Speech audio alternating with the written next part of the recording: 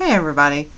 Sorry for the messed up look, but you should be used to me by now not necessarily looking my best and looking a bit roughed up, I guess. Although I'm not roughed up. Um, I want to read to you the first chapter of a novel that I'm working on. Uh, I haven't really come up with a name for it yet. I kind of refer to it as the Serenade Project. Um, Serenade, for you to know, is spelled Saranade. That is a girl's nickname whose name is Sarah Nade. So, but that'll be explained later. So here it is, chapter 1. Let me just go ahead and get it over with. Chapter 1, Visitation. Victoria Poe was a little girl living in Ravenbrook, Georgia. Ravenbrook is a little town where it seemed like the sun never shined. She was 9 years old. She had long, blonde, curly hair, beautiful emerald green eyes, and pale ivory skin. Her parents owned a large funeral home on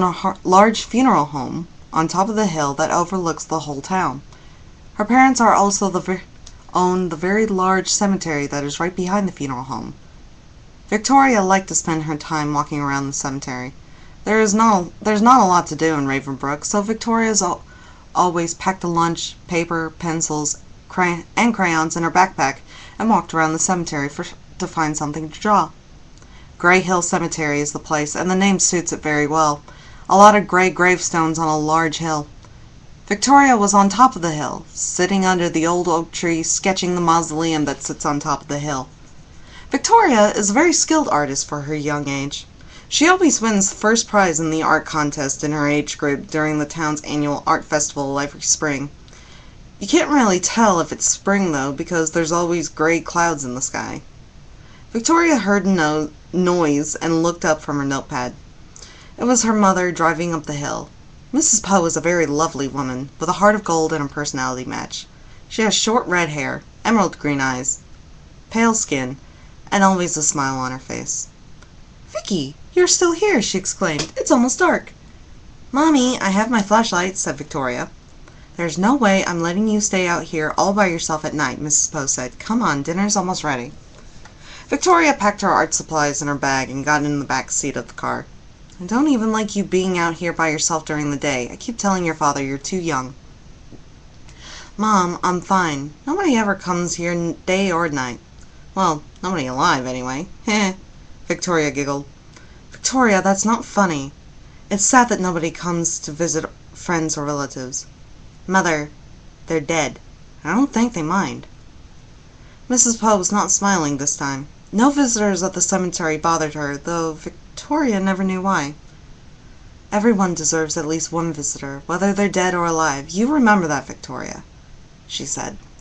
It was a really awkward silence for a minute, but then Mrs. Poe's smile returned to her face. "I know. How about you be that very visitor, Vicky?" she suggested. "Mommy, I go there every day. I do visit. No, I mean not just to sit and draw, but to look at the stones, see who's who, and say hi to them." Victoria thought her mother was losing it, and who could blame her? She wanted her to talk to dead people? It's not like they talk back. So she thought. "Just try it," her mother insisted. "You might enjoy it. Pick some flowers from the garden, pack your lunch and art supplies, and visit the graves. If you don't like it, then you don't have to do it again." Victoria and her mother drove back to their home on Lakeview Lane. The name was very ironic because there is no lake in Ravenbrook, and the only view on the lane was the big Victorian house at the end of the street. The house belongs to the Poe family. It was a white house with a black roof and shutters, black iron fence, and a couple of stained glass windows. The Poe house sticks out like a sore thumb compared to some of the smaller and sometimes crummy houses that surround the Poe's home. Mrs. Poe parked the car in the driveway and helped Victoria out. When Victoria walked in, her senses were attacked by a wonderful aroma of her father's town-famous lasagna. Victoria helped set the table while her parents brought the food from the kitchen to the dining room. The Poe family sat down, said grace, and began to eat. Mr. Poe is quite the handsome man. He's tall, pale skin, brown, slightly balding hair, breathtaking blue eyes. He took a couple of bites of lasagna, and then spoke.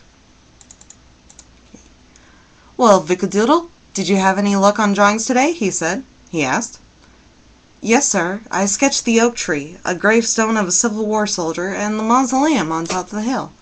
"Ah, wonderful. Did you have a good visit?" Mr. Poe asked. At this, Victoria dropped her fork. Visit? Was Dad losing it too, she thought? She was silent. "Well, did you?" Mr. Poe asked.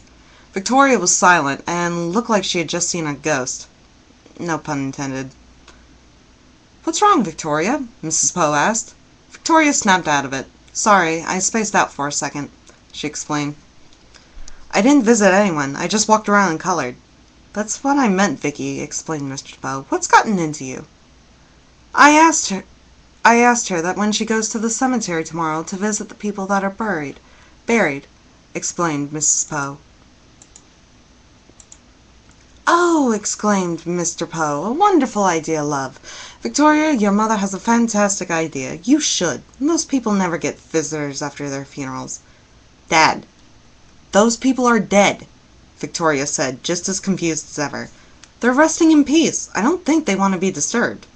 "Everyone deserves a visit from someone, Victoria. Remember that," her father said, taking another bite. After dinner, Victoria helped her parents with the dishes and then went upstairs to get ready for bed. At 9 o'clock that night, Victoria crawled into bed, said her prayers, and snuggled with her teddy bear named Edgar. "Maybe Mommy and Daddy are right, Edgar," she whispered to the bear. "I could try saying hi to the dead people. They most likely won't talk back, but what's the harm?" She kissed her teddy bear on the head and fell asleep. Let's see, how much time do I have left? 7. Okay, you know what? I will stop here and do a part 2.